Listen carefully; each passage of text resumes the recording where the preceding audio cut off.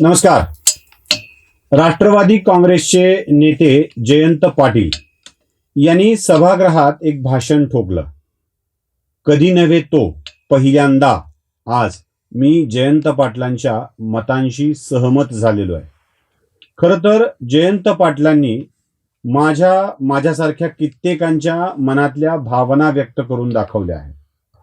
Social मीडियावरची अभिव्यक्ती किंवा प्रतिक्रिया ही एवढी ढासाळलेली आहे की या ढासाळलेल्या प्रवृत्तीवर खरोखर कठोर कारवाई करण्याची गरज आहे. तुम्ही एखाद्याला विरोध जरूर करा, टीका जरूर करा, पण भाषेचा दर्जा सांभाळला गेला पाहिजे. थेट शिवीगाळ, बबची बाराखडी, षष्ठीचे विभक्ती प्रत्यय, आईच्या कुळाचा उद्धार असं करत त्याचा जीव घेण्याची भाषा, मारून टाकण्याची भाषा, मेला कसा नाही अशा अपेक्षा व्यक्त करणं, या सगळ्या प्रक्रियाच मोठ्या भयंकर होत चालल्यात. म्हणजे सहनशीलता, संवेदनशीलता कुठे हरवली आहे कोणास ठाऊक. म्हणून जयंत पाटलांचं ते भाषण मला आवडलं. काय म्हणाले जयंत पाटील, ऐका. कशाही शिव्या देणे, कुठल्याही नेत्याला, कुठल्याही पर्सनॅलिटीला कॉमेंट्स अशुद्ध भाषेत, मराठी भाषेत घाणघाण कॉमेंट्स करणे, हा उद्योग फार मोठी लोकसंख्या महाराष्ट्रात आणि देशात करत असते. काही इन्सिडेंट झाला की त्याच्या खालचे कॉमेंट्स वाचा, सरळ कॉमेंटच नाहीत. कुणाचंही माप काढायची व्यवस्था आहे. शिव्या देणं हे कशात बसू शकत नाही. तर अशी फालतू कमेंट करणारे लोकांना तिथल्या स्थानिक पोलीस स्टेशनचा पोलीस जाऊन आत घालून 24 तास आत ठेवायची तरी प्रोव्हिजन करा. बिफोर कोर्टासमोर जायच्या आधी 24 तास त्याला पडली पाहिजे. काही कोणावर काही ताळबंदच राहिला नाही. पाहिलं, जयंत पाटलांनी मुख्यमंत्र्यांपासून पंतप्रधानांच्या पासून कोणत्याही नेत्याला शिव्या घालणाऱ्या माणसांच्या वरती कठोर कारवाई व्हायला हवी, किमान एक दिवस तरी पोलीस ठाण्यात बसवायला लावायला हवं अशी अपेक्षा व्यक्त केली आहे. जयंत पाटील नेमकं जे म्हणाले ते पटतंय, पण मला त्यांना एक अजून विषय सांगायचा आहे.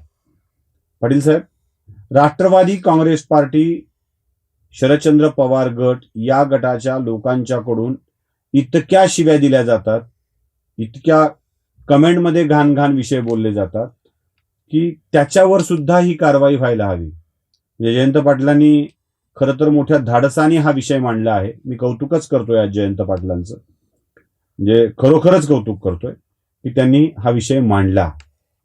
त्यांच्याच कार्यकर्त्यांना अडचणीत टाकू पाहणारा हा विषय आहे. कधी कधी काय होतं ना की माणूस बोलून जातो, पण मुद्दाम बोलतो की ठरवून बोलतो की सहजपणे होऊन जातं माहित नाही मला. पण जयंत पाटील अश्लील बोलणाऱ्या, शिवीगाळ करणाऱ्या माणसांच्या वरती कारवाई व्हायला हवी असं म्हणत असताना जयंत पाटलांच्या याच वाक्याला धरून लोकांनी क्रिएटिव्हिटी करत अजून एक व्हिडिओ बनवलेला आहे. तोही व्हिडिओ मी तुम्हाला दाखवतो. अश्लील, भोसडीच्या घाणेरडी, बंदूक तुझ्या ढोळ्यात घातली जाते. शिव्या शाप देणारी, हे साले भोसडीचे लोक अश्लाघ्य, गांडू दबा कुणालाही कशाही शिव्या देणे, तर झावाय तू. कुठल्याही नेत्याला, कुठल्याही पर्सनॅलिटीला कॉमेंट्स अशुद्ध भाषेत, मराठी भाषेत घाणघाण कॉमेंट्स करणे, गांडू आहेस ते गांडू. तर अशी फालतू कमेंट करणारे लोकांना तिथल्या स्थानिक पोलीस स्टेशनचा पोलीस जाऊन आत घालून 24 तास आत ठेवायची तरी प्रोव्हिजन करा. यार सरकार तुमचं आहे ना भोसडीजानो, राज्य गांडूंच्या हातात. कुणाचीही अब्रू घालवतात, कुणाची काही करतात. शिवाय देण्यामुळे का आमच्या अंगाला भोकं पडत नाही. आम्ही आमचं काम करत राहू. केले की 24 तासात त्याला आत आणून कोर्टासमोर न्यायचा नाही. पोलिसांना अधिकार द्या एक 8 दिवस आत ठेवायला, आणि मग 8व्या दिवशी कोर्टासमोर न्या. कामाटी कुळ्यामध्ये उभे आहे धंदा करा. कोण केळ झावाय ते. पाहिलं, म्हणजे संजय राऊतांची शिवीगाळ ही कोणत्या कॅटेगरीत होती? जयंत पाटलांनी सरकारला हा सल्ला संजय राऊतांच्या वरती कारवाई करायला दिलाय का? देवाशपथ खरं सांगतो, हे सरकार संजय राऊतांवर कारवाई करणार नाही. लिहून द्या. तुम्ही म्हणाल का दम नाही का? दम नाही, हिम्मत नाही असलं काही नाहीये. अहो, आपल्या गल्लीत किंवा घरात आपण कुत्रे पाळतो, कुत्रे भुंकतात, आवाज बंद करतो का आपण? नाही. का करत नाही? कुत्र्याच्या भुंकण्याने आपली झोप सावध होते आणि चोरांना अटकाव होतो. संरक्षण हा त्याचा हेतू असतो.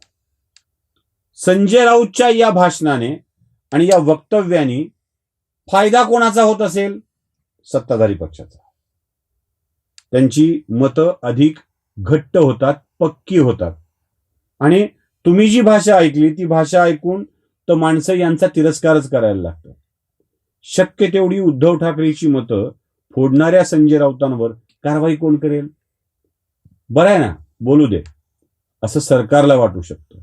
पण ही अशी भाषा त्यांनी बोललेली मीडिया दाखवतायत हे ऐकायला बरी वाटत नाही. म्हणून जयंत पाटलांनी संजय राऊतांच्या सारख्यावर कारवाई करावी असा जो आग्रह केलेला आहे त्याच्याशी मी पूर्णपणे सहमत आहे. नमस्कार.